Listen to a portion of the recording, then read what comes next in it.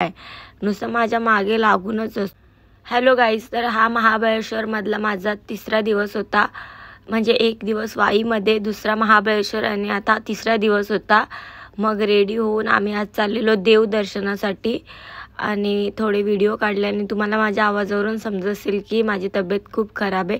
मला समजतच नाही की आजारपणाला मी एवढी आवडली काय, नुसतं माझ्या मागे लागूनच असतो। त्यानंतर आम्ही 2-3 शंकराच्या मंदिरात गेलो आणि 5 नद्यांचा जिथे उगम होतो त्या ठिकाणी गेलो आणि तिथून आम्ही तीर्थ पण घेऊन आलोय।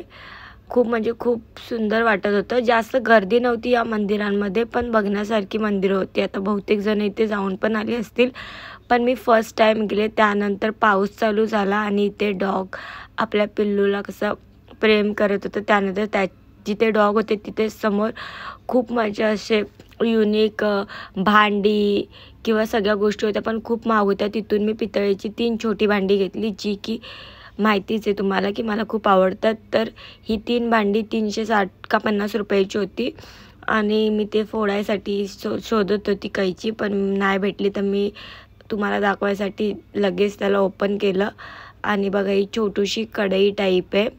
त्यानंतर एक गॅस होता, गॅस म्हणजे चुला टाईप, आणि एक काय होतं मी पण विसरले, छोटूशा मटका टाईप होता।